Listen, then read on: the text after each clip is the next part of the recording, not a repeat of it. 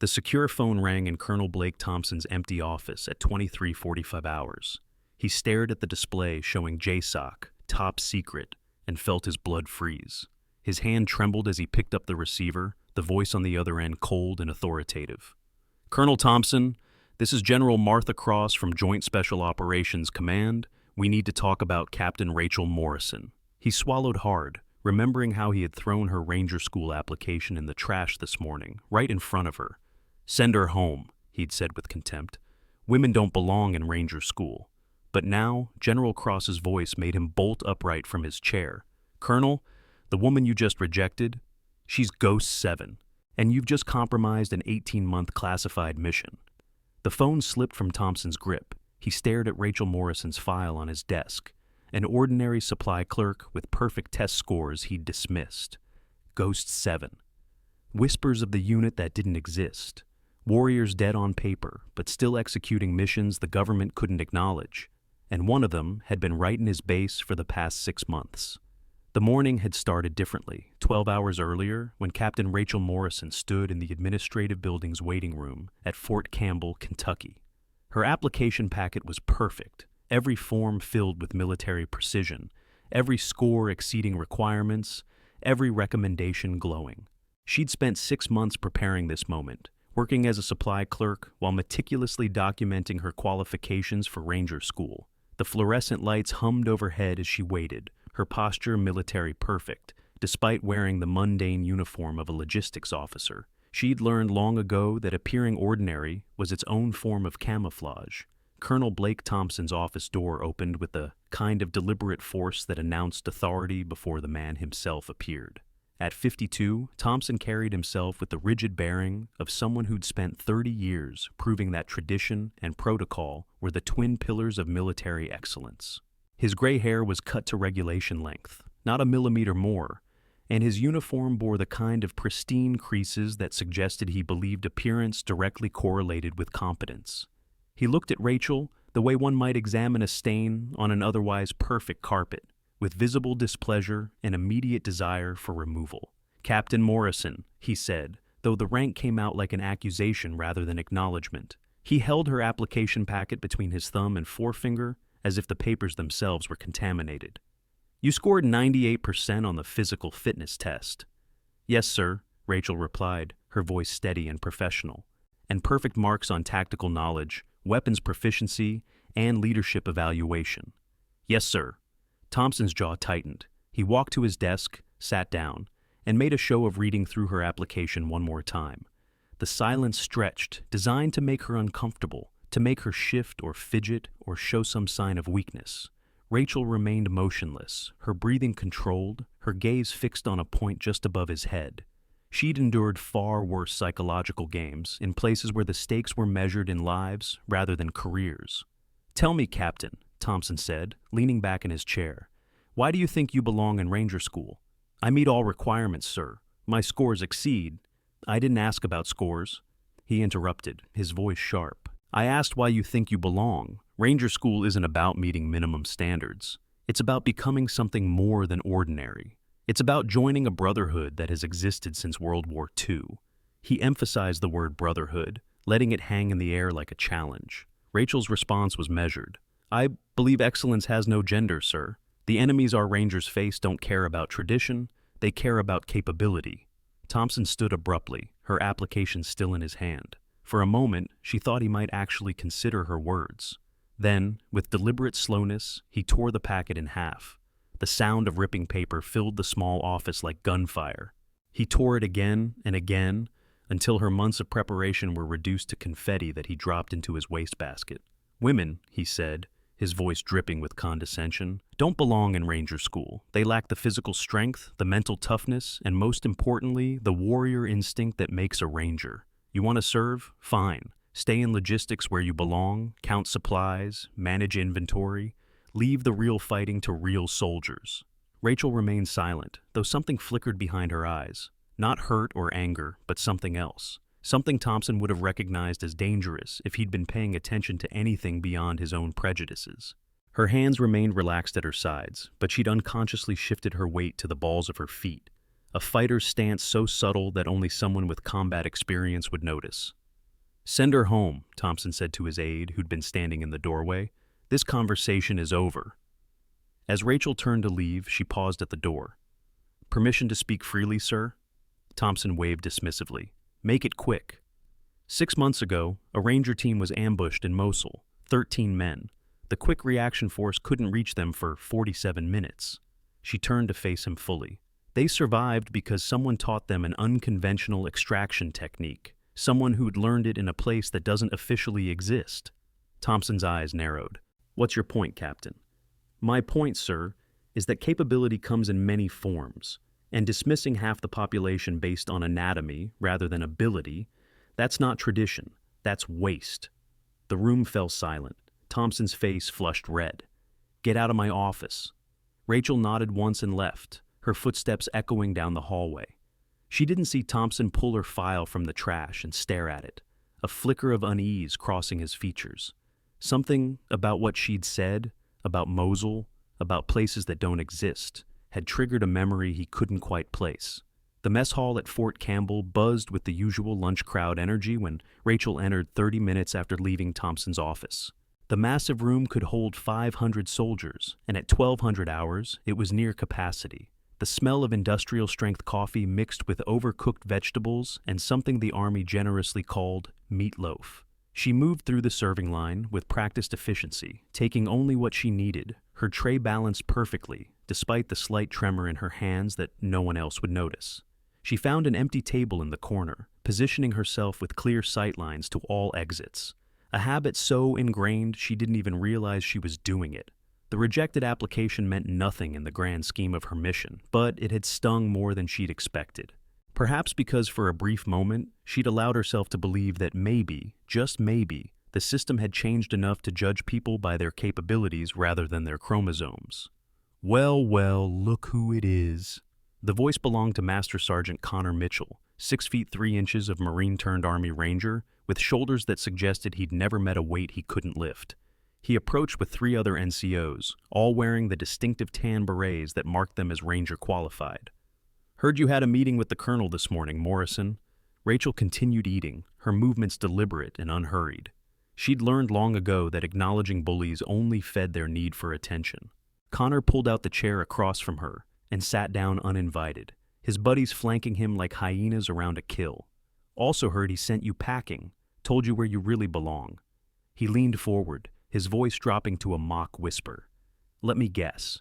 You thought your little test scores meant something? Thought you could just waltz into our world because you did a few push-ups?" Sergeant Ethan Hayes, broader than Connor, but with the kind of muscle that came from genetics rather than discipline, laughed. Maybe she thought the Colonel would go easy on her. You know, diversity quotas and all that nonsense. "Is that it, Morrison?" Connor continued, his voice gaining volume. Several nearby tables had gone quiet, soldiers pretending not to watch while absolutely watching. "You thought being a woman would get you special treatment. Newsflash, Rangers don't do participation trophies." Rachel set down her fork and looked up for the first time, meeting Connor's eyes with an expression of perfect calm. "Are you finished, Sergeant?" "Oh, she speaks." Corporal Mason Carter, thin and wiry with the kind of nervous energy that suggested too much caffeine or barely controlled aggression, slapped the table. "And with such authority, too. Tell me, Captain, how many combat deployments do you have? How many times have you been shot at? How many lives have you saved?" Rachel folded her napkin with precise movements, each crease perfect, the kind of automatic behavior that came from years of muscle memory. She stood, picking up her tray. "Excuse me, gentlemen." Private Ryan Foster, the youngest of the group at barely 22, decided to show off for his seniors. As Rachel passed, he stuck his foot out. She stepped over it without looking down, without breaking stride, as if she'd known it would be there. The movement was so smooth, so natural, that Foster actually looked confused.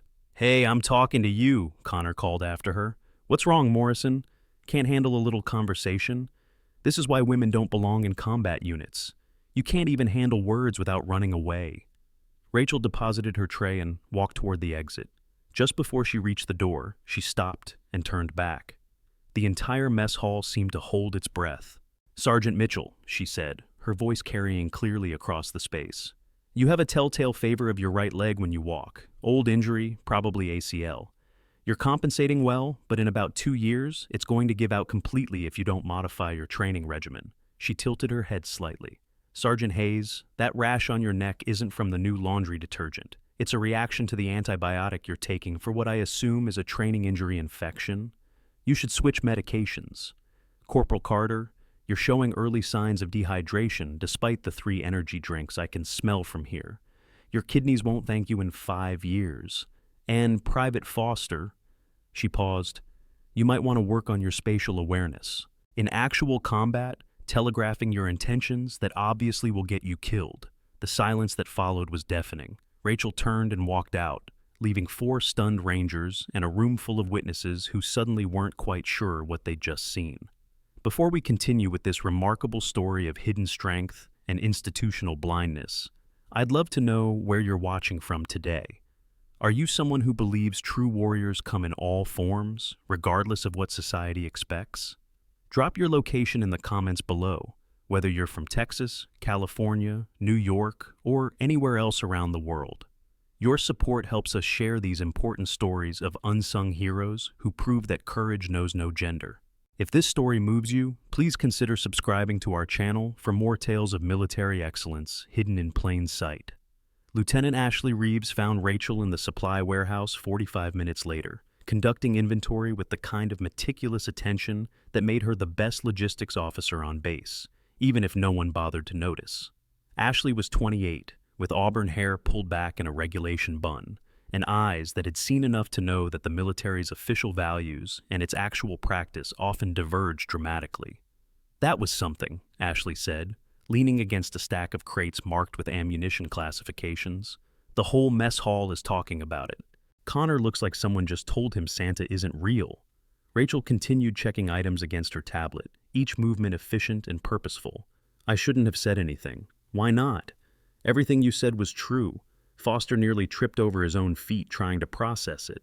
Ashley paused, studying Rachel with the kind of attention usually reserved for threat assessment. How did you know all that? About their injuries and conditions? Observation, Rachel replied simply, marking another crate as verified. That's not just observation. That's the kind of assessment combat medics do, or intelligence operatives. Ashley's voice carried a note of suspicion, mixed with curiosity. I've been watching you for 6 months, Morrison. You move different. You see different. Sometimes I catch you looking at things, exits, defensive positions, potential threats, the way only people with certain kinds of training look at them. Rachel finally stopped working and turned to face Ashley. We all have our histories, Lieutenant. Yeah, but most people's histories are in their files. Yours, Ashley trailed off. I tried to look you up, professional curiosity. Your record goes back exactly 2 years. Before that, it's like you didn't exist. Maybe I didn't, Rachel said quietly, returning to her inventory. Ashley was about to respond when the warehouse door burst open. Private Foster rushed in, his face flushed with excitement and something else, fear, maybe, or anticipation.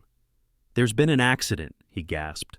Training Range 3. Live fire exercise went wrong. 12 Rangers trapped in a structure fire. The smoke, they can't find the exit. Fire team can't get close enough. Rachel's entire demeanor changed in an instant. The mild-mannered supply clerk vanished, replaced by something harder, sharper, infinitely more dangerous. She moved past Foster before he'd finished speaking. Her walk transformed from administrative shuffle to predator's stride. Morrison, wait, Ashley called, but Rachel was already gone. Training Range 3 was chaos when they arrived. Black smoke billowed from a concrete structure designed to simulate urban warfare scenarios. The fire had started during a breaching exercise. Someone had used too much explosive, igniting stored training materials. Now, 12 Rangers were trapped inside a maze of rooms and corridors rapidly filling with toxic smoke. Colonel Thompson stood at the incident command post, barking orders that weren't helping. Where's that fire suppression team? 5 minutes out, sir, someone reported. Those men don't have 5 minutes, Major Daniel Cross observed, his face grave. At 41, Cross had the kind of calm that came from seeing enough disasters to know when one was about to become a catastrophe. The smoke will kill them before the fire does. Rachel pushed through the crowd of onlookers. Without saying a word, she grabbed a breathing apparatus from the fire equipment staged nearby. Connor, who was part of the crowd, stepped in front of her. "What do you think you're doing, Morrison? This is a job for—" She moved him aside with a simple redirect of his weight, the kind of technique that required years of training to execute so smoothly. Before anyone could stop her, she had donned the breathing apparatus and was moving toward the structure. "Someone stop her!" Thompson shouted. "She's not qualified!" But Rachel had already disappeared into the smoke. Inside, the visibility was zero. The smoke was thick, acrid, disorienting. Most people would have been paralyzed by the sensory deprivation, but Rachel moved through it like she'd been born in darkness. Her hands traced the walls, reading the structure through touch. Her breathing remained controlled despite the apparatus, counting seconds, measuring distance. She found the first two rangers 20 seconds in, huddled in a corner, completely disoriented. Without speaking, she grabbed them, positioned their hands on her belt, and started moving. Her path through the smoke wasn't random. She was navigating by sound, by airflow, by the subtle temperature variations that indicated proximity to fire or exit. 30 seconds. 4 more rangers found, added to her human chain. Her movements were economical, wasting no motion, no time. She communicated through touch. A squeeze meant stop, a pull meant move, a push meant down. It was a language learned in places where verbal communication meant death. 45 seconds. 3 more collected. The smoke was getting thicker, the heat more intense. One of the rangers was coughing badly, on the verge of panic. Rachel pressed something into his hand, her challenge coin, though he couldn't see it. The weight of it, the solidity, gave him something to focus on besides fear. 1 minute. The final 3 rangers were deeper in, trapped in a room where the ceiling had partially collapsed. Rachel didn't hesitate. She shifted debris with strength that her 5'6" frame shouldn't have possessed, creating just enough space for bodies to squeeze through. Her uniform tore on exposed rebar, revealing a pattern of scars across her ribs that told stories of violence survived. 1 minute, 20 seconds. She had all 12, but the exit route was compromised. The way she had come in was now blocked by the spreading fire. Most people would have panicked. Rachel simply recalculated, her mind running through structural layouts with computer-like precision. There, a weakness in the wall, invisible to anyone who hadn't spent years studying how buildings failed under stress. She positioned the strongest ranger against the wall, showed him through touch where to push. Together, they created an exit where none had existed, the wall crumbling outward in a controlled collapse that would have made a demolition experts proud. They emerged from the smoke like ghosts returning from the underworld, 12 rangers and 1 supply clerk covered in soot and ash. The crowd that had gathered fell silent. Rachel pulled off her breathing apparatus, her face streaked with sweat and grime, and walked directly to the medical station where she began conducting triage with the kind of efficiency that spoke of extensive field experience. "Morrison," Thompson's voice cut through the chaos. "What the hell were you thinking? You could have been killed. You're not trained for—" "With respect, sir," Major Cross interrupted, his eyes fixed on Rachel with an expression of growing recognition. "She just executed a textbook combat search and rescue in conditions that would have challenged our best operators. That wasn't luck. That was training." Rachel continued checking the rangers for injuries, her hands moving with practiced medical precision. She found burns, treated them. Found smoke inhalation, positioned airways. Found shock, managed it. All without saying more than absolutely necessary. Each action flowing into the next, like a deadly dance performed at saving speed. Connor, who had been one of the 12 trapped rangers, sat on a medical gurney staring at her. His face was covered in soot except for clean tracks where tears had run. "The way you moved in there, I've only seen one other person navigate like that. In Afghanistan. Special ops guy. Said he learned it from ghosts," Rachel finished quietly, not looking at him. The warehouse fell silent that evening as Rachel returned to her inventory work. But she wasn't alone. Ashley had been joined by several others, soldiers who'd witnessed the rescue, rangers who'd been saved, support staff who'd heard the stories. They watched her work, trying to reconcile the quiet woman, checking supply lists with the person who'd walked into hell and brought 12 men back. Major Cross appeared in the doorway, his expression thoughtful. "Captain Morrison." "A word?" She followed him outside, where the evening air was cool and clean after the smoke of the afternoon. Cross lit a cigarette, a habit he'd picked up in Iraq and never quite shaken, and studied her in the fading light. "I've made some calls," he said finally. Interesting thing about military records. The classified ones leave traces, even when they're redacted. Little things. Budget allocations that don't quite match. Personnel numbers that don't add up. Missions that succeeded against impossible odds with no explanation of how. He took a long drag. There's a gap in the system, about 6 people's worth, from about 3 years ago. Rachel remained silent. Funny thing is, those gaps line up with some interesting events. A hostage rescue in Somalia that shouldn't have been possible. An intelligence operation in Syria that saved 100 lives. A defensive action in Afghanistan that held off 300 Taliban with supposedly only 6 defenders. He dropped the cigarette and crushed it under his boot. Ghost stories. That's what they call them in intelligence circles. Operations that succeeded but can't be explained because the people who did them don't officially exist. Ghost stories, Rachel repeated softly. Thing is, Cross continued, one of those ghosts had a very specific skill set, could read bodies like books, could navigate in zero visibility, could perform field medicine that would make trauma surgeons jealous. They called her Seven, just Seven, because names were a luxury the dead couldn't afford. The evening wind picked up, carrying the distant sound of revelry from the enlisted barracks. Someone was celebrating surviving the day. Rachel's hand unconsciously moved to her ribs, where the scars hidden beneath her uniform seemed to burn with memory. If such a person existed, Cross said carefully, and if she was here at Campbell living as someone else, there'd have to be a reason. A mission, maybe, or an evaluation. Someone very high up would have to have authorized it. Someone who wanted to know if our training programs were truly selecting the best or just the traditional. Rachel finally looked at him, and Cross saw something in her eyes that made him take an involuntary step back. It wasn't aggression or threat. It was depth. The kind of depth that came from seeing too much, surviving too much, losing too much. Hypothetically, she said, her voice barely above a whisper, such a person might have volunteered for that mission, might have believed that things could change, that excellence could overcome prejudice. Hypothetically, she might have been wrong. Cross nodded slowly. Hypothetically, she might have been right, just not in the way she expected. They stood in silence for a moment, then Cross headed back inside. At the door, he paused. Thompson's holding a formation tomorrow, 0600, full dress, something about new training protocols. You should be there. After he left, Rachel stood alone in the gathering darkness. She pulled out a worn challenge coin from her pocket, not the one she'd given the ranger in the smoke, but another, older. Its surface was worn smooth except for a raised skull with the number 7 worked into the design. Around the edge, barely visible, were words in Latin, mortui vivunt, the dead live.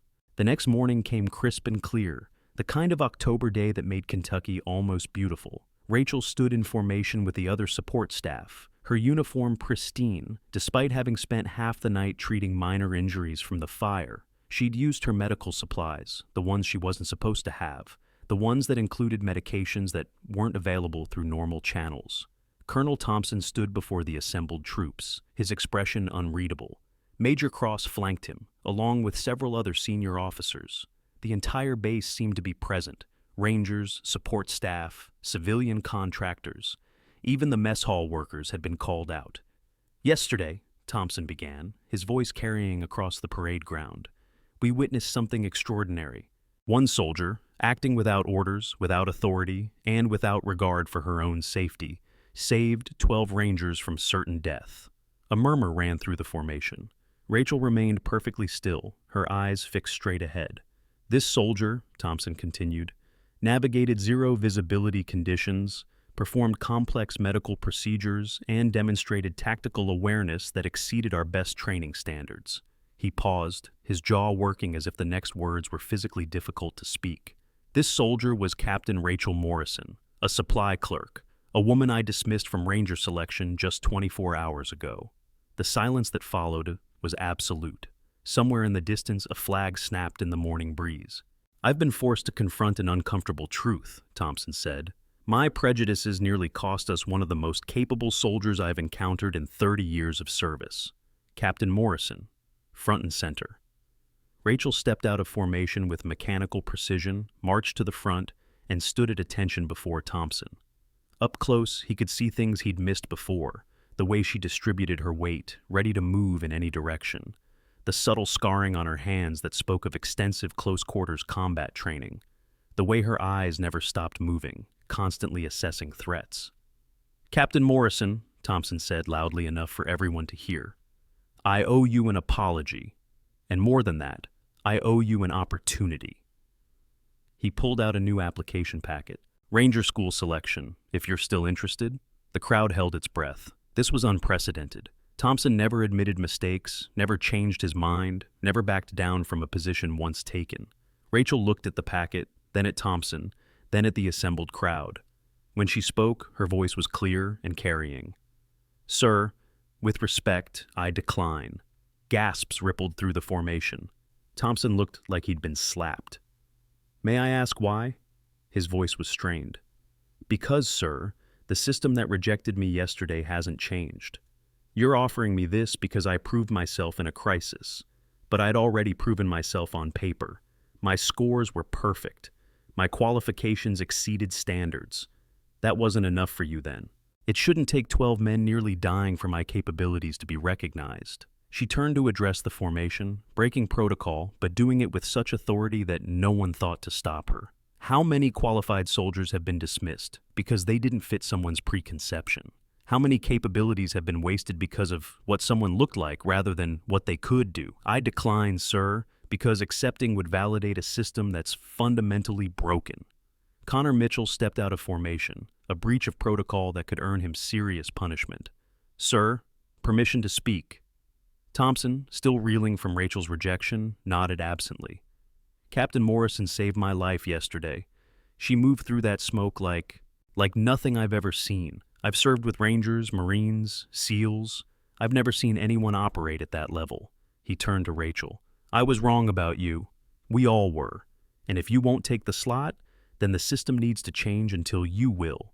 One by one, other Rangers began stepping forward. Ethan Hayes, Mason Carter, even Private Foster, each one adding their voice, acknowledging their prejudice, admitting their error. It was turning into something Thompson couldn't control, a groundswell of recognition that threatened to overwhelm his carefully maintained order. That's when the helicopter appeared on the horizon. It wasn't a standard Black Hawk. This one was different, sleeker, quieter, with modifications that suggested special operations. It circled the parade ground once, then landed with precision on the designated pad. The door opened, and a figure stepped out that made everyone, including Thompson, snap to attention. General Martha Cross was legendary in special operations circles. She'd broken barriers her entire career, becoming the first woman to command JSOC, despite institutional resistance that made Thompson look progressive by comparison. She walked with the confidence of someone who'd long ago stopped caring what others thought, focusing only on what worked. She stopped directly in front of Rachel, studied her for a long moment, then did something that sent shockwaves through everyone present. She saluted, a 3-star general saluting a captain.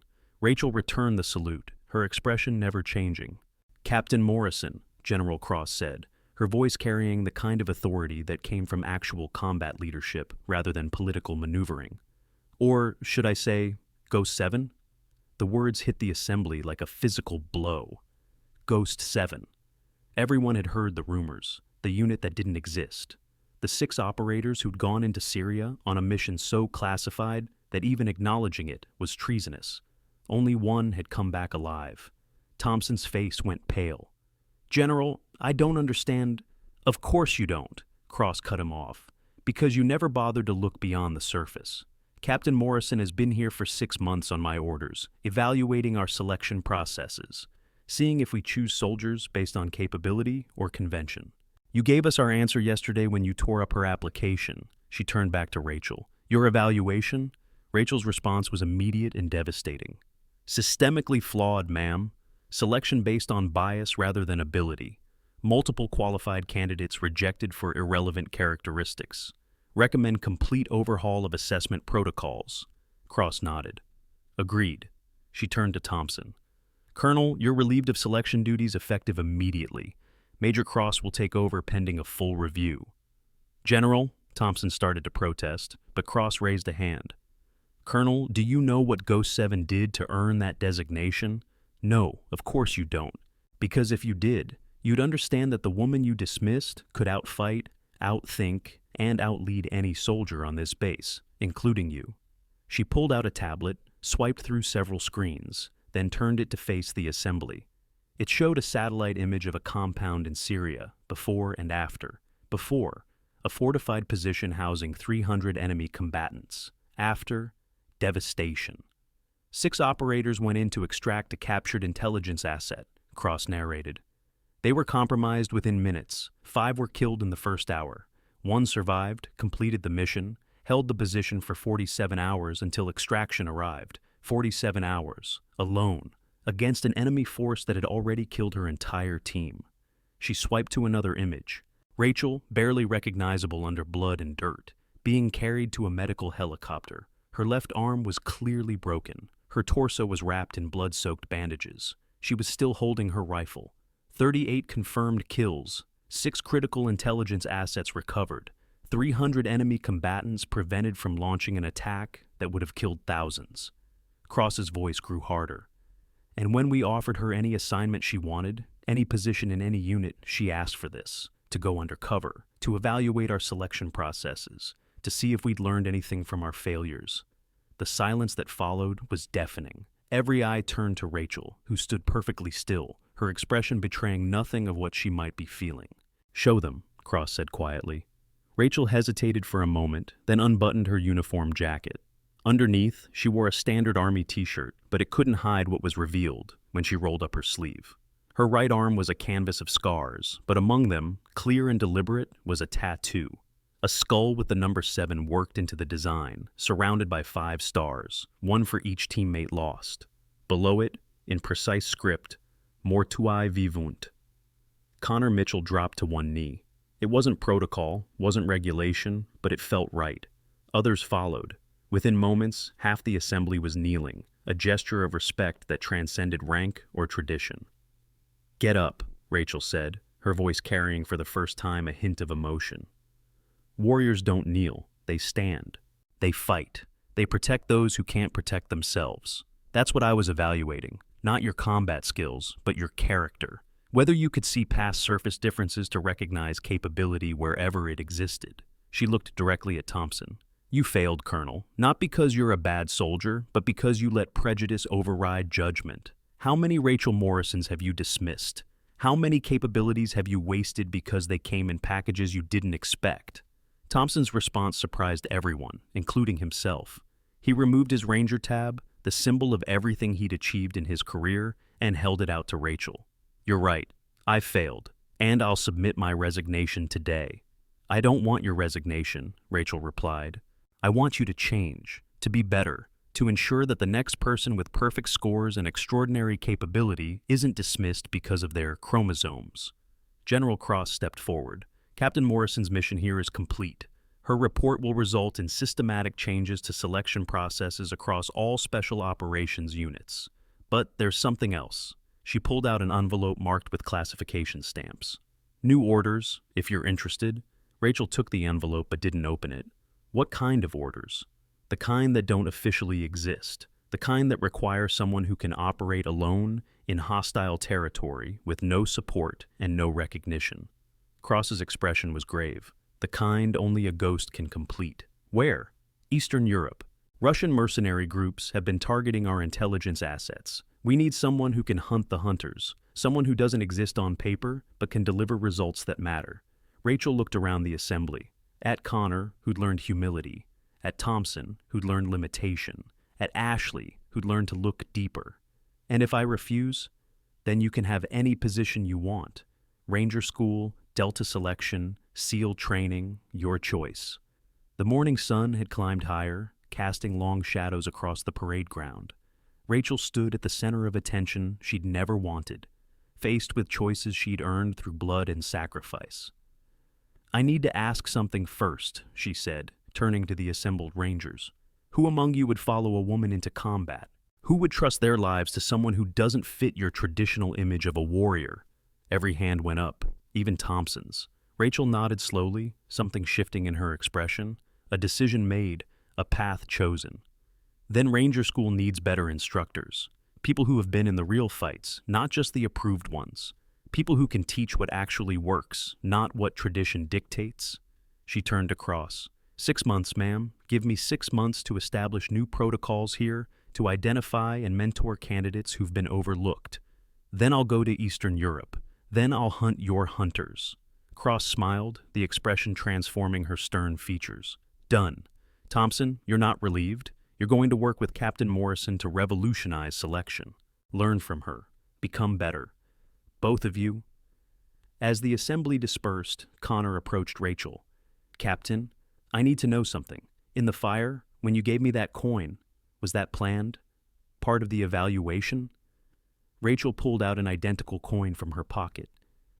This was my lifeline in Syria. When everything else was gone, team, ammunition, hope, this reminded me why I fought. Not for country or glory, but for the person next to me. Even when that person was gone. She handed it to him. Keep it. Remember that courage isn't the absence of fear. It's action despite fear. Why didn't you reveal yourself earlier? Why let me treat you that way? Because that's what happens to qualified people every day. They're dismissed, diminished, overlooked. I needed to document it, to prove it, to make it impossible to ignore. She paused. And because revelation without understanding changes nothing. You had to see me succeed despite your prejudice, not because of my credentials. The crowd was thinning now, soldiers returning to their duties with stories they'd tell for years. But Thompson remained, standing alone near the platform, staring at his Ranger tab. Rachel approached him. Colonel, I've been wrong about everything, he said quietly. 30 years of service, and I've been wrong. Not everything. You've trained excellent soldiers. You've maintained high standards. You've served with honor. She picked up his Ranger tab from where he had dropped it. But honor without evolution is just stubbornness. Take this back. Wear it. But remember that it represents capability, not convention. How do you forgive someone who would have thrown away everything you are because of what you look like? I don't, Rachel said simply, but I can work with someone willing to change. Question is, are you? Thompson took the tab, his hand shaking slightly. The things you've done, the price you've paid, I'm not worthy to. Worth isn't determined by the past. It's determined by what you do next. She turned to leave, then paused. 0600 tomorrow, we're restructuring the entire selection process. Be ready to unlearn everything you thought you knew. That evening, Rachel stood in her quarters, packing her few personal belongings. The room was sparse. She'd never really moved in, knowing this was temporary. A knock interrupted her thoughts. Ashley entered, followed by Connor, Ethan, Mason, and surprisingly, Private Foster. They carried pizza and beer, unauthorized but necessary. Thought you might want company, Ashley said. Heroes shouldn't pack alone. I'm not a hero, Rachel replied, but she accepted the beer Connor offered. You held a position alone for 47 hours, Ethan said quietly. You saved 12 of us yesterday. You're changing a system that's been broken for decades. What else would you call it? Duty, Rachel answered. They sat in comfortable silence for a while, the weight of the day's revelations settling around them like dust after an explosion. Will you tell us? Foster asked finally, his young voice uncertain. About Syria? About your team? Rachel was quiet for so long they thought she wouldn't answer. Then, staring at something none of them could see, she began to speak. We were supposed to extract one person, a translator who had been feeding us intelligence about a planned chemical attack. Simple in and out, 3 hours maximum. She took a sip of beer. But they knew we were coming, don't know how. Could have been a leak, could have been bad luck. Doesn't matter now. Her voice remained steady, but her knuckles were white where she gripped the bottle. Martinez went down first, sniper shot. Then Williams and Chen, IED, Thompson and Davis lasted longer, but the compound was surrounded. They made a choice, held the courtyard so I could get to the translator. She paused. They knew they wouldn't make it out. We all knew. But you stayed, Connor said. After the mission was complete, you could have extracted. The intelligence wasn't just about one attack. The translator had information about the entire network. Names, dates, locations. But it was in code, and only he could decipher it. Took 47 hours to get it all, to transmit it out. Every time I tried to move, they'd attack. So I stopped trying to move. I made them come to me. 300 fighters, Ashley breathed. How is that possible? You don't fight 300 at once. You fight them one at a time, in doorways, in corridors, in places where numbers don't matter. You make them pay for every inch. You become something more than human, something that doesn't need sleep or food or hope. You become death itself, and you wait. The room was silent, processing the weight of what she'd shared. Your team, Foster ventured, do you miss them? Every day, but they're not gone. They're in every life saved by the intelligence we recovered. They're in every soldier who learns that capability matters more than category. They're in the changes we're making here. She looked at each of them.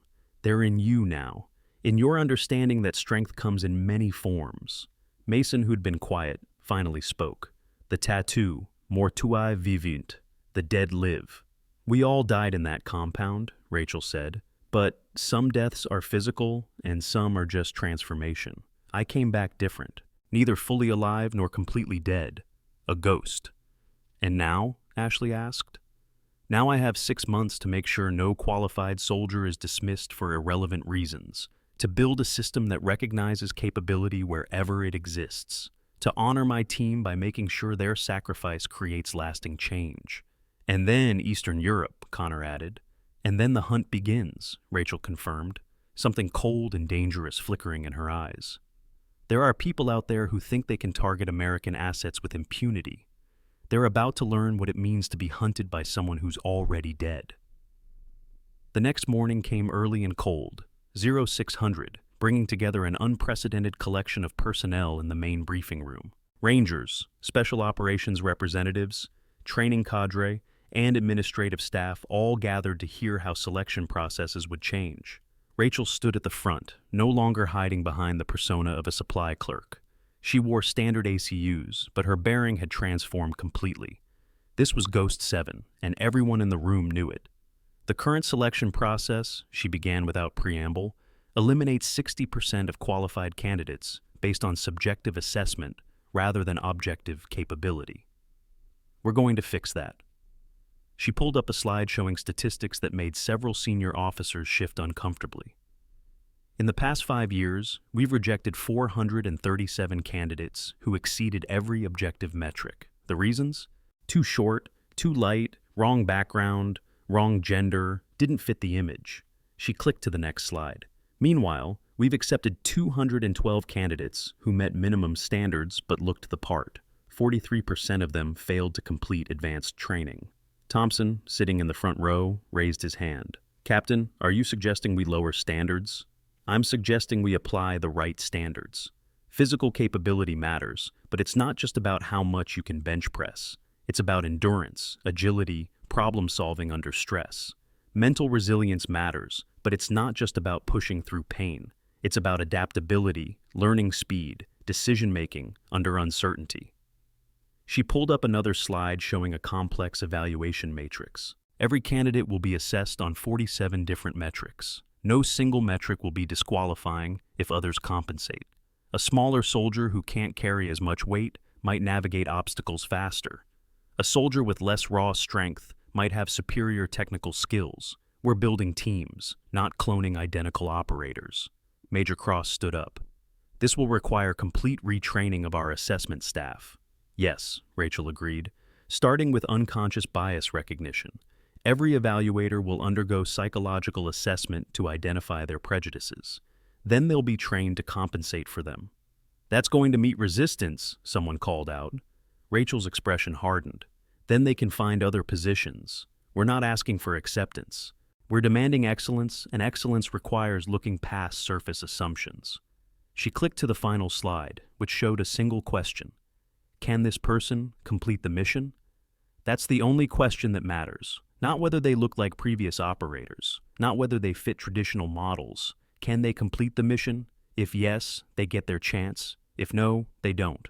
Simple. The room erupted in discussion, some supportive, others skeptical. Rachel let it continue for exactly 30 seconds, then brought them back to order with a single word. Enough. The silence was immediate and complete. This isn't a debate. This is notification. These changes have been approved at the highest levels. Implementation begins immediately. Those who can adapt will be reassigned. Those who won't adapt will be removed. She looked directly at Thompson. Colonel Thompson will be leading the implementation team, reporting directly to me. He's demonstrated something rare, the ability to recognize and admit error. That's the kind of leadership we need. Thompson stood, his bearing straighter than it had been in years. "I pledge full support, Captain. We'll get this right." "We have to," Rachel replied, "because somewhere out there is another Ghost 7, someone with extraordinary capabilities who doesn't match conventional expectations. Our job is to find them, train them, and unleash them on our enemies. Nothing else matters." The weeks that followed Rachel Morrison's revelation transformed Fort Campbell in ways both subtle and seismic. The base that had operated on tradition for decades suddenly found itself at the epicenter of a revolution that would ripple through every special operations unit in the military. But revolutions, Rachel knew from blood-soaked experience, were never bloodless. The first real test came 3 weeks into the new selection protocol. A candidate named Specialist Amber Mitchell stood before the evaluation board, her file revealing perfect technical scores, but a 5'3" frame that traditional standards would have dismissed instantly. Connor, now serving as Rachel's deputy in the selection reform, watched as old guard evaluators struggled with their biases. "She's too small for equipment requirements," argued Sergeant First Class Logan Reed, a man who had spent 15 years maintaining the status quo. "The standard ruck weighs more than half her body weight." Rachel stood from her position at the back of the room, her movement drawing every eye. "Sergeant Reed, what's the primary mission of Special Operations?" "To complete objectives using unconventional methods, ma'am. And yet you're applying conventional metrics." "Specialist Mitchell, step forward." Rachel studied the young woman with the kind of assessment that had kept her alive in places where death was measured in heartbeats. "Tell me, how would you handle a 60-pound ruck on a 40-mile movement?" Amber's response was immediate and confident. "I'd redistribute the weight using a modified frame system I designed, ma'am. Shifts the load from shoulders to hips, reducing energy expenditure by 23%. I've also developed a pulley system that converts walking motion into mechanical advantage, effectively reducing felt weight by 30%. The room fell silent. Rachel smiled, the expression sharp as a blade. "Innovation over limitation. That's what we're looking for. Sergeant Reed, when was the last time you innovated anything?" Reed's face flushed, but before he could respond, the doors burst open. Colonel Thompson entered with an expression that immediately set Rachel on edge. He'd learned to recognize her capabilities, but this was different. This was fear. "Captain Morrison, we have a situation. Comm center, now!" The communication center was in controlled chaos when they arrived. Technicians hunched over equipment, voices urgent as they coordinated with units Rachel couldn't identify. On the main screen, satellite imagery showed a compound in eastern Syria that made her blood freeze. She knew that place. She'd bled in that place. 40 minutes ago, Thompson explained, we intercepted communications suggesting American prisoners at this location. The same compound where... He trailed off, unwilling to voice what everyone who knew her story was thinking.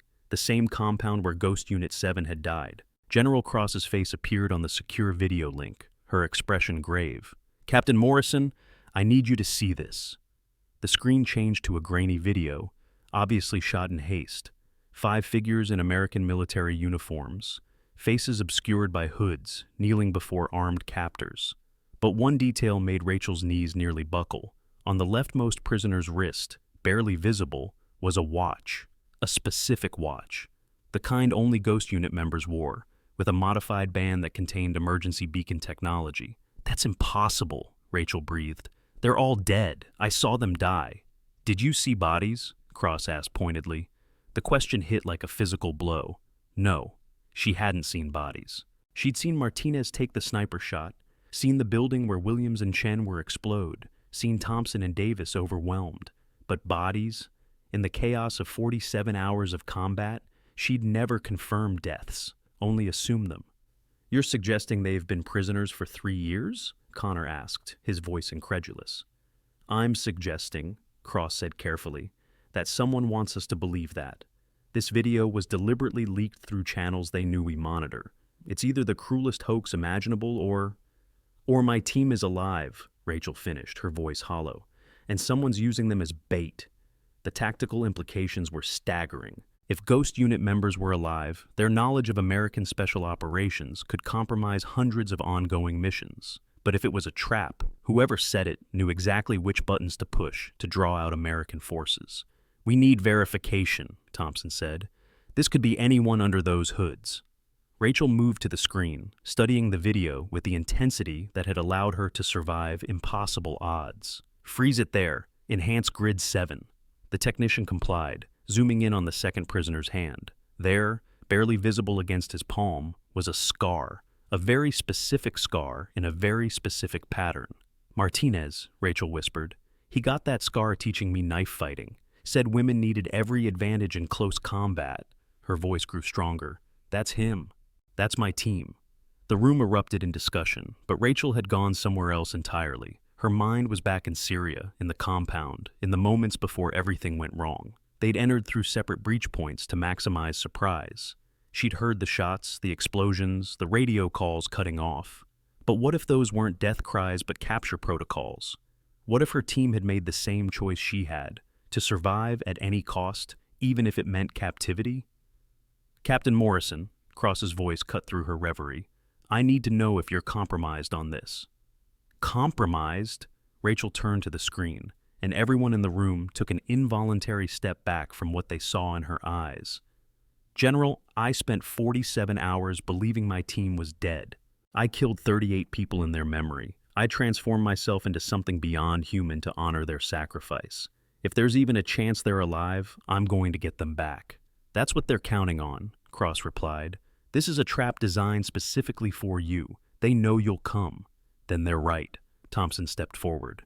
"Captain, we can't authorize a rescue mission based on a single video. The intelligence requirements alone—" "I'm not asking for authorization," Rachel said quietly. "I'm informing you of my intent." The silence that followed was deafening. Connor was the first to speak. "You can't go alone. Not into that. It's suicide." Rachel looked at him, something almost resembling warmth in her expression. "Sergeant Mitchell, I appreciate the concern, but I've been dead for 3 years. Suicide implies I have something to lose." "You have the program," Ashley said from the doorway. She'd been monitoring the situation from outside. "You have 6 months of reforms to implement. You have candidates depending on you to change the system." "And I have 5 teammates who might be alive," Rachel countered. "Tell me, Lieutenant Reeves, what would you do? If your team, your family, the people who died for you might be alive, what would you do?" Ashley had no answer. None of them did. General Cross's voice filled the silence. "Captain Morrison, I'm ordering you to stand down pending full intelligence analysis." Rachel removed her rank insignia, placing them carefully on the console. "Then I'm no longer Captain Morrison. I'm just another ghost who doesn't officially exist." "If you do this," Cross warned, "you're on your own. No support, no extraction, no acknowledgement if you're captured or killed. Just like Syria," Rachel replied. "Only this time, I know what I'm walking into." She turned to leave, but Connor blocked her path. "You're not going alone. This isn't your fight, Mitchell." "You're right, it's not. But you saved my life, and you're transforming the military into something better. That makes it my fight." He looked around the room. "Anyone else?" Ethan Hayes stepped forward. "I'm in." Mason Carter nodded. "Same." Even Private Foster raised his hand. "You'll need someone who knows communications." Rachel looked at these men who weeks ago had dismissed her as unworthy, now volunteering to follow her into certain death. "You don't understand what you're signing up for. This isn't a sanctioned mission. If we're caught, the government will deny we exist. If we die, there won't be bodies to send home." "We understand," Connor said simply. "We're volunteering to become ghosts." Thompson cleared his throat. "If, hypothetically, a training exercise were to be scheduled near the Syrian border, and if hypothetically some equipment were to go missing during that exercise, and if hypothetically a transport plane were to experience navigation errors that took it off course," he met Rachel's eyes. "Hypothetically, that would be unfortunate but not unprecedented."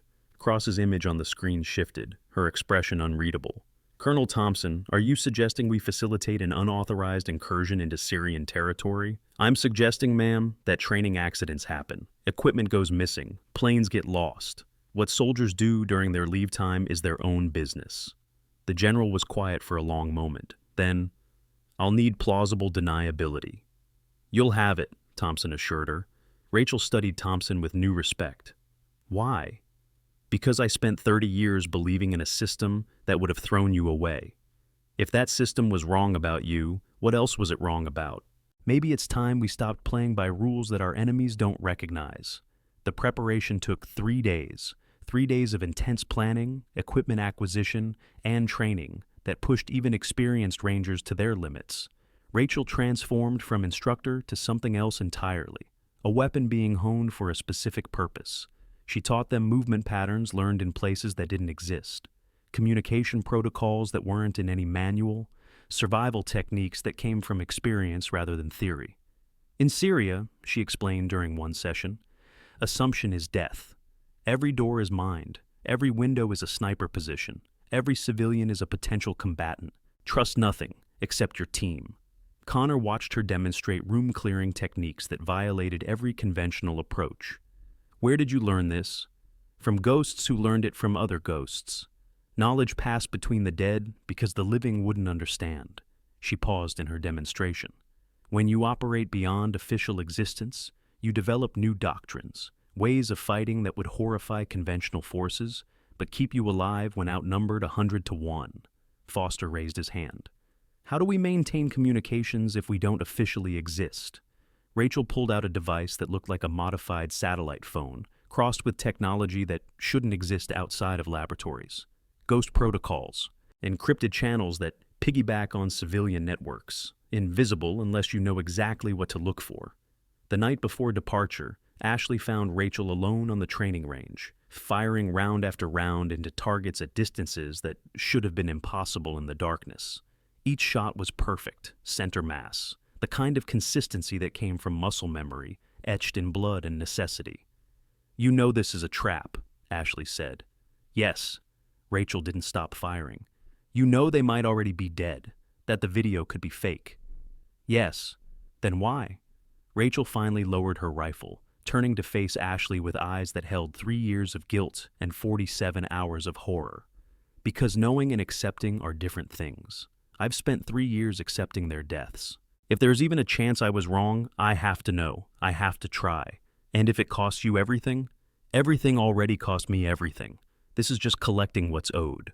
The transport plane lifted off at 0300 hours, officially carrying supplies for a training exercise in Jordan. Unofficially, it carried 5 soldiers who no longer existed in any system, armed with weapons that had no serial numbers, wearing uniforms with no identification. They were ghosts now, just as Rachel had been for 3 years. 2 hours to the drop zone, the pilot announced through encrypted comms. He was another ghost, a pilot who'd flown missions that never happened to places that didn't exist. Rachel checked her equipment one final time. The weight felt familiar, comforting even. This was what she'd been built for, trained for, broken and remade for. Not selection boards and PowerPoint presentations, but the knife's edge between success and catastrophe. "Remember," she told the others, "once we're on the ground, we don't exist. No backup, no extraction, unless we make it ourselves. Anyone has second thoughts, now's the time." No one moved. Connor smiled grimly. "We've spent weeks learning that capability comes in unexpected packages. Time to prove it." The drop was perfect, 5 shadows falling through Syrian darkness to land in territory that belonged to no one and everyone.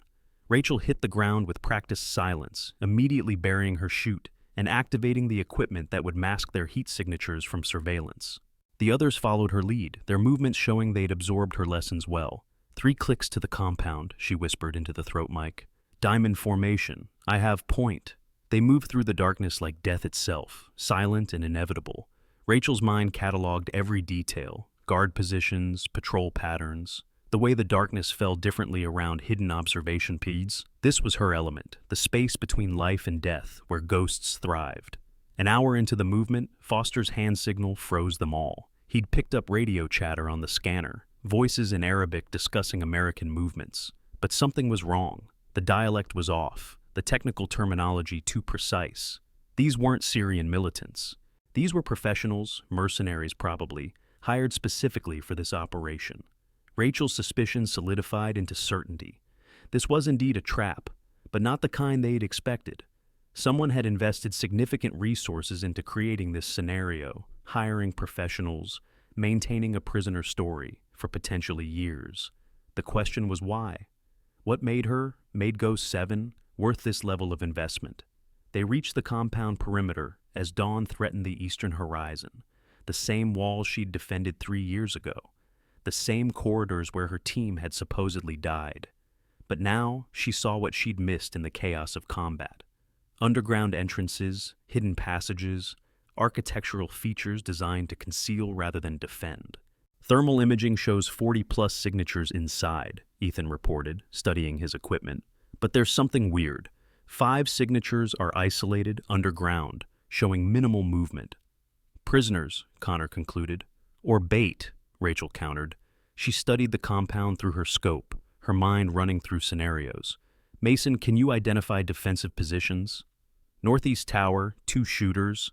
Southeast corner, machine gun nest. Multiple positions along the western wall. They're ready for an assault. But not for ghosts, Rachel said. Foster, can you tap into their communications? The young private worked his equipment with surprising expertise. After several minutes, he nodded. Got it. They're using commercial encryption over military channels. Good enough to stop casual interception, not good enough to stop someone who knows what they're looking for. What are they saying? Foster's face paled as he translated. They're discussing timing. Something about the ghost taking the bait. They know we're here. They're waiting for us to commit to the rescue before closing the trap. It should have changed everything. Knowing it was a trap, knowing they were expected, should have meant immediate abort. But Rachel was thinking 3 moves ahead, the way ghosts learn to think when death was always one mistake away. They expect a conventional rescue attempt, she said. 5 operators trying to extract 5 prisoners. What they don't expect is something else. What else is there? Connor asked. Rachel smiled, the expression cold as Syrian winter. Revolution. She pulled out a device none of them had seen before, something that looked like a cross between a radio and a small computer. Ghost Unit had protocols for situations like this. If capture was imminent, if the mission was compromised beyond recovery, we had one final option. Which was? Burn it all down, make the enemy regret ever learning our names. She began inputting codes from memory. 3 years ago, I transmitted intelligence from this compound for 47 hours. What I didn't transmit was the backdoor I installed in their systems, the digital ghost I left behind waiting for activation. The device hummed to life, connecting to networks that shouldn't have been accessible. On its small screen, systems throughout the compound began lighting up. Security cameras, communication networks, even automated defenses the mercenaries had installed. You're taking control of their compound? I'm giving them what they wanted. They wanted Ghost 7. They're about to get her. But not the broken soldier seeking redemption they expected. They're getting the ghost who held this position alone for 2 days. They're getting the thing that crawled out of Syria's hell, with 38 kills and intelligence that stopped a war. She turned to Connor. New plan. We don't rescue prisoners. We become the nightmare they feared when they set this trap. Connor studied her expression and saw something that made him understand why Ghost 7 had become legend. It wasn't her skills or training or even her survival. It was her ability to transform, to become whatever the mission required, even if that something was barely human. What do you need from us? Create chaos, make them think they're under attack from multiple directions. While they're responding to ghosts, I'll find the truth about those prisoners. You're going in alone? I've always been alone. Even with my team, I was alone. That's what made me 7. Not the 7th member, but the one who could operate in isolation when everything else failed. She began stripping off unnecessary equipment, reducing herself to essentials, knife, sidearm, and the device that would turn their own compound against them. Give me 20 minutes, then start your harassment. Hit and run. Make them chase shadows. Make them question every assumption about this operation. And if those really are Ghost Unit members down there, Rachel's expression didn't change. Then I'll bring them home, or I'll join them.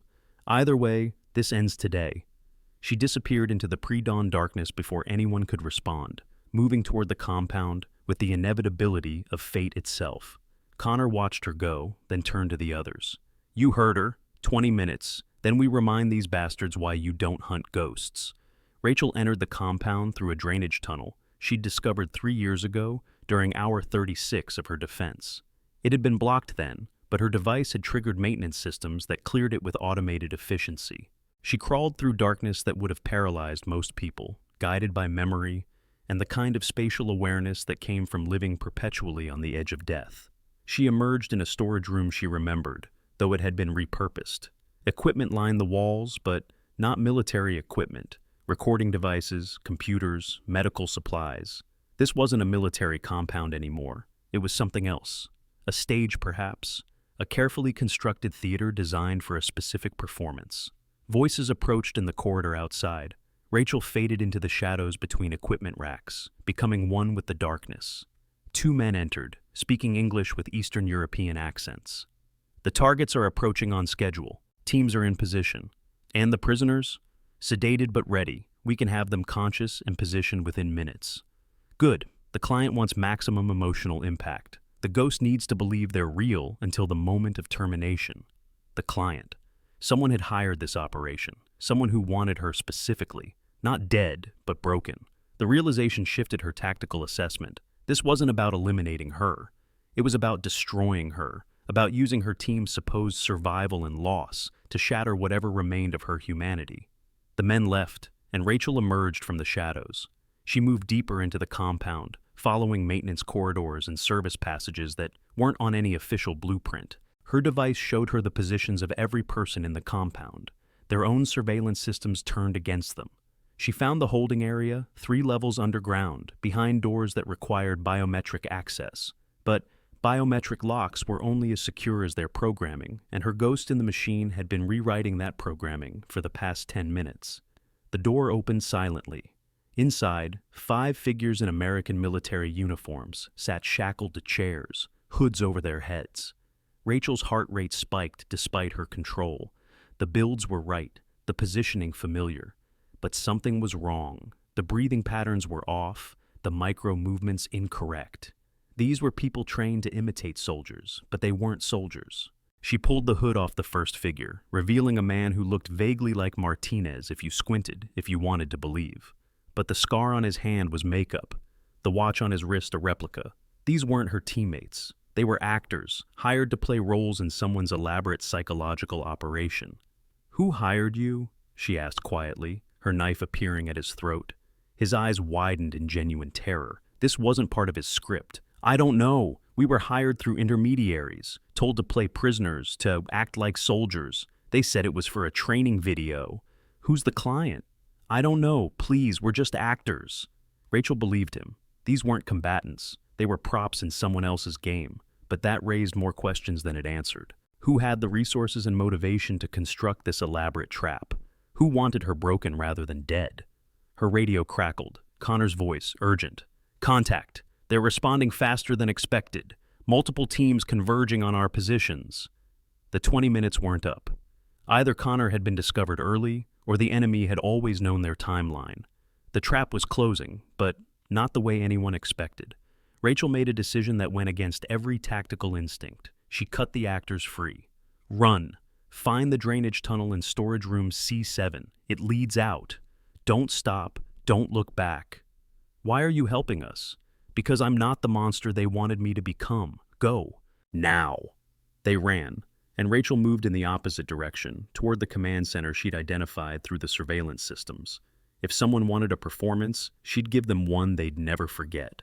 The command center was exactly where her intelligence suggested, filled with communication equipment and tactical displays showing the positions of both the mercenaries and Connor's team. At its center sat a figure she didn't expect, but suddenly made perfect sense.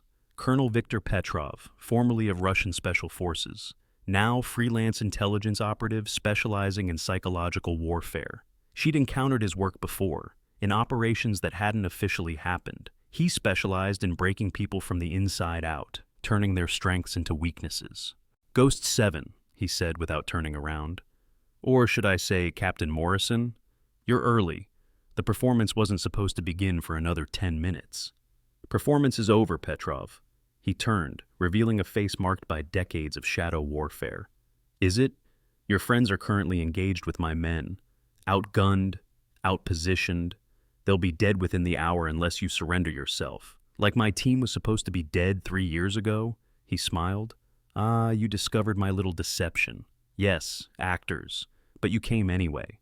You couldn't resist the possibility, the hope that maybe, just maybe, you hadn't failed them. That's your weakness, 7. You care. Even after everything, you still care. Who's paying you? Someone who understands that conventional warfare is obsolete, that the real battlefield is the mind. They wanted to study you, to understand what makes someone like you possible. The woman who wouldn't die, who held an impossible position, who transformed trauma into capability. Rachel's device had been working while they talked, infiltrating deeper into the compound's systems. And what did you learn? That you're more dangerous broken than whole, that your isolation, your guilt, your need to prove yourself makes you predictable. He gestured to the screens. You came here knowing it was a trap because you couldn't bear the thought of abandoning your team again, even imaginary ones. You're right, Rachel admitted, moving closer. I am predictable. I will always choose the mission. I will always protect my team. I will always do whatever is necessary to complete the objective. And what's your objective now? Rachel smiled.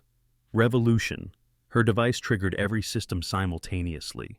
Lights died, emergency locks engaged, communication systems shrieked with feedback. But more importantly, it activated protocols she'd hidden 3 years ago when she'd thought she was going to die here. The compound's automated defenses, installed to keep enemies out, reversed their orientation. Now they were designed to keep everyone in. You just turned this place into a prison, Petrov observed, seemingly unconcerned. No, I turned it into a crucible. Your men now have 2 choices, surrender or face the ghost they came to hunt. Outside, the mercenaries were discovering what Connor's team already knew. Their equipment was malfunctioning, their communications compromised, their advantages evaporating. The hunters were becoming the hunted, picked off by shadows that struck and vanished. But Rachel wasn't done. She activated one final protocol, something she'd installed as insurance but never thought she'd use. Every screen in the compound lit up with classified footage from 3 years ago. Not the sanitized version the military had, but her helmet cam footage from those 47 hours. The full, unedited truth of what one person could become when pushed beyond human limits. Petrov watched his mercenaries freeze as they saw what they were really facing. Not a broken soldier seeking redemption, but someone who had transcended normal human limitations through pure will and necessity. They thought they were hunting a ghost, Rachel said. They're about to learn that some things are better left dead. The lights went out completely, plunging the compound into darkness. In that darkness, Rachel became what she'd always been. Not quite alive, not fully dead, but something in between that moved with purpose through spaces where others feared to tread. When the lights returned 40 minutes later, it was over. 30 mercenaries sat in the courtyard, disarmed and restrained, their faces showing the kind of terror that came from encountering something that shouldn't exist. Connor's team stood guard, barely believing what they had witnessed. Rachel emerged from the command center dragging Petrov, who was conscious but clearly defeated. She'd broken him not through violence but through demonstration, showing him that everything he thought he knew about psychological warfare was incomplete. "Call your client," she told him. "Tell them Ghost 7 has a message." Petrov made the call on a satellite phone, his hands shaking slightly. When he nodded, Rachel took the phone. "This is 7, she said simply. The voice on the other end was electronically disguised, but carried authority. "You exceeded expectations, Captain Morrison. I'm done being your experiment." "Experiment? This was an evaluation. We needed to know if you were ready." "Ready for what?" "There are 5 more Ghost units operating globally. Units that don't exist, fighting wars that aren't happening. We need someone to coordinate them, to lead them. Someone who understands what it means to be dead while still breathing." Rachel processed this information while watching Connor help the actors, the fake prisoners, toward waiting vehicles. They'd all survived, even the ones who weren't supposed to. Why me? Because you did something none of the others could. You came back. You reintegrated. You found purpose beyond the mission. That's what we need. Not a weapon, but a leader who remembers how to be human. And if I refuse, then you go back to Fort Campbell and continue your revolution there. But know that there are others like you, ghosts who need guidance, who need to remember that they're more than their missions. Rachel looked at Connor, who nodded. They'd follow her wherever this led. "I need 6 months. The reforms at Campbell need to be solidified. You have 3. Then you disappear completely. Captain Morrison dies in a training accident, and something else is born." "What?" "Whatever you choose to become, the infrastructure will be waiting." The line went dead. Rachel handed the phone back to Petrov, who was studying her with newfound respect. "You knew," he said. "You knew this was a test, not a trap." I suspected. The resources required, the elaborate staging, the psychological profile, it suggested something more than simple revenge or elimination. She helped him to his feet. "Your men will be released at the border. This never happened. And me? You're going to disappear, retire, find whatever peace someone like you can find. Because if I encounter you again, operating against American interests, there won't be a conversation." Petrov nodded, understanding the mercy being offered. "The client was right about you. You're not what I expected. I'm exactly what I need to be." 3 weeks later, Fort Campbell held a memorial service for Captain Rachel Morrison, killed in a training accident during a night jump exercise. Her body was never recovered, lost in difficult terrain during a storm. The entire base attended, including 6 women who had just become the first female rangers under the new selection protocols she'd designed. Connor delivered the eulogy, speaking about transformation and legacy, about how one person could change systems that had stood for decades. He didn't mention Syria or Ghost 7 or the compound they'd returned from.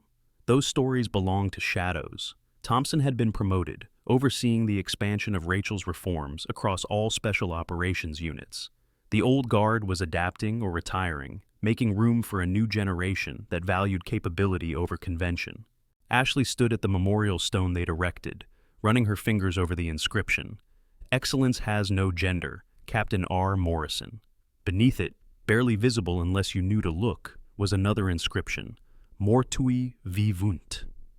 That night, in a location that didn't officially exist, a figure in unmarked tactical gear stood before 5 screens, each showing a different Ghost Unit team leader.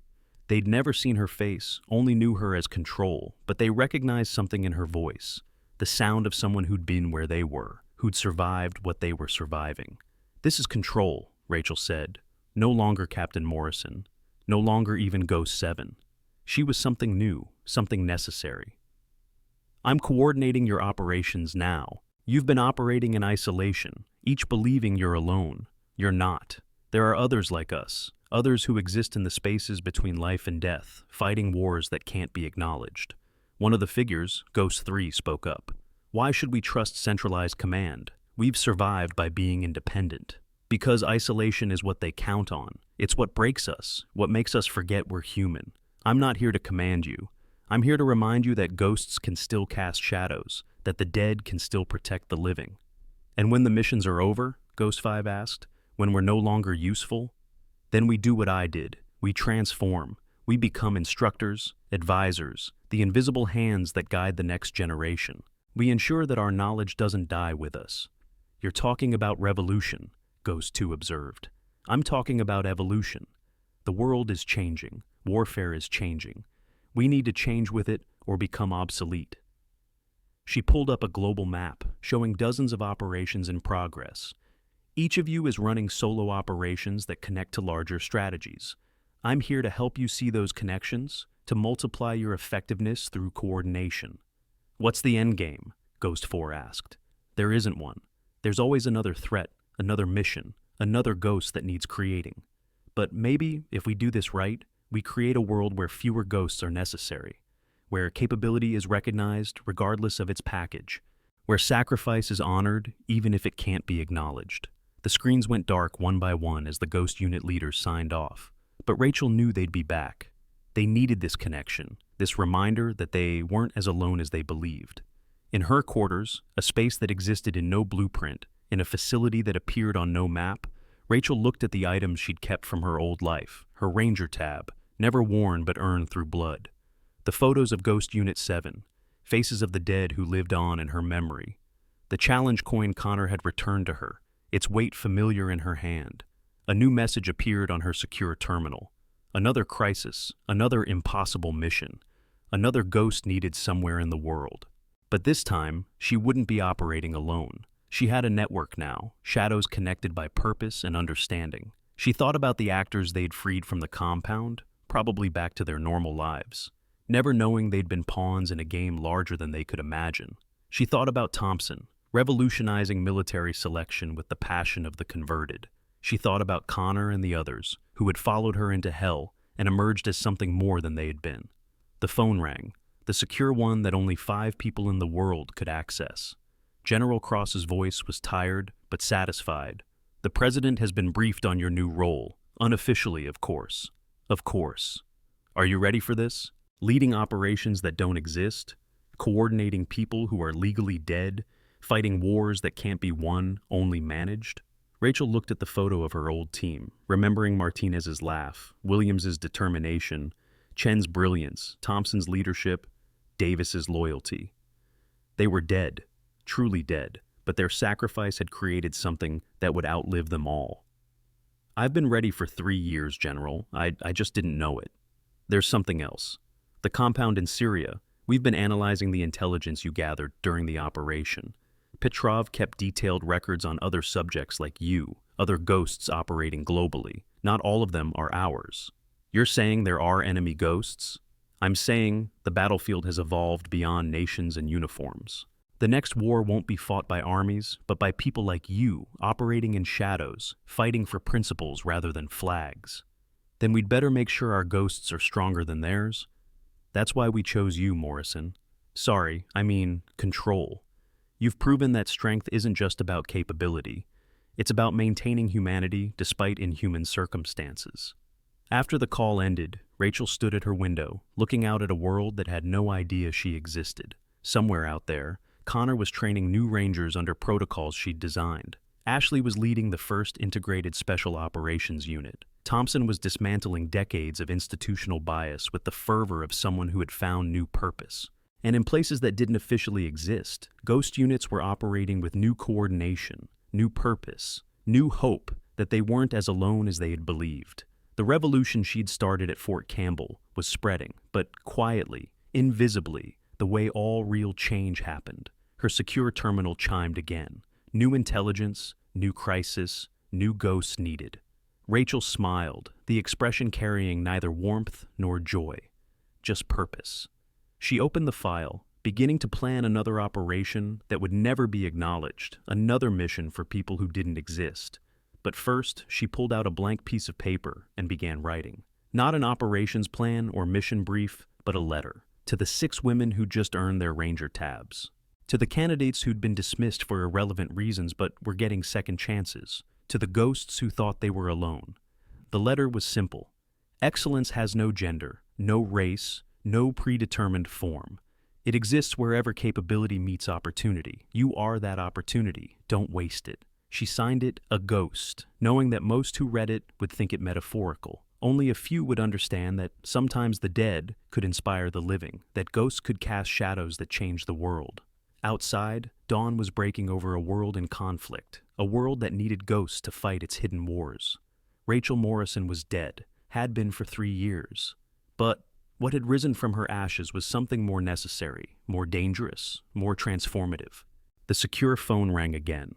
Another crisis, another impossible mission, another chance to prove that death was just another form of transformation. "This is Control," she answered, her voice carrying the authority of someone who'd earned the right to lead through blood, sacrifice, and survival. "Send me the details." As she listened to the briefing, her hand unconsciously moved to the tattoo hidden beneath her sleeve. The skull with the number 7, surrounded by 5 stars. Below it, those words that had become her creed. Mortua vivunt, the dead live, and sometimes they change the world. The screen before her lit up with a new message, coordinates appearing alongside a single word. Moscow. Another ghost was needed, another shadow to be cast. But this time, she wouldn't send someone else. This mission required Ghost 7 herself, the legend that had survived the impossible.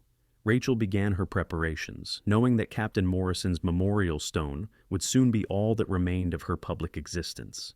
But in the shadows where ghosts operated, where the dead continued their work, she would live on, fighting wars that couldn't be acknowledged, protecting people who would never know her name, transforming warfare itself from the inside out. The last entry in her personal log read simply, Day 1095 after Syria. The mission continues. The dead still have work to do. She closed the log, sealed her quarters, and disappeared into the shadow network she now commanded. Somewhere, a crisis was building that required a ghost's touch. Somewhere, Impossible odds were waiting to be overcome. Somewhere, the revolution was spreading one shadow at a time. And Ghost 7, who had held an impossible position for 47 hours, who had survived when she should have died, who had transformed systemic bias into systematic change, was ready to become whatever the mission required, even if that something was no longer entirely human, even if that something was exactly what the world needed. The secure facility's lights dimmed as she left, the automatic systems registering no presence, no activity, nothing to suggest anyone had ever been there. Just as it should be. Ghosts, after all, weren't supposed to leave traces. But they did leave changes. In selection protocols that now valued capability over convention. In soldiers who'd learned that strength came in unexpected forms. In a military that was slowly, quietly, invisibly transforming into something better. Rachel Morrison was dead. Long live Ghost 7. Long live the revolution that started with one woman refusing to accept "send her home" as the final word. The mission, as always, continued. Rachel Morrison's story transcends the typical narrative of military excellence to deliver a profound message about institutional blindness and human potential. At its core, this tale reminds us that excellence knows no gender, race, or predetermined form. It exists wherever capability meets opportunity. The tragedy isn't just that Rachel was initially rejected, but that countless others with extraordinary abilities have been dismissed throughout history simply because they didn't match someone's preconceived notion of what a warrior should look like. The story teaches us that real strength isn't always visible on the surface. Rachel's quiet competence, dismissed as weakness, was actually the mark of someone so skilled they didn't need to advertise their capabilities. True warriors don't seek recognition, they seek results. Her transformation from rejected applicant to Ghost 7 reveals how our greatest assets often come disguised as what we least expect. Perhaps most importantly, the narrative shows that changing broken systems requires both individual courage and collective awakening. Rachel didn't just prove herself worthy, she transformed an entire institution's understanding of worth itself. Her willingness to endure humiliation while gathering evidence of systemic bias demonstrates that sometimes the greatest victories require us to lose battles strategically. The ultimate lesson is that we all have ghosts, hidden capabilities, untapped potential, dismissed dreams, waiting to be resurrected. When we stop judging by appearance and start evaluating by capability, when we choose courage over convention, we don't just change individual lives, we revolutionize entire systems. Rachel's story reminds us that the dead can indeed live, that the dismissed can rise, and that true transformation begins when we refuse to accept "send her home" as the final word.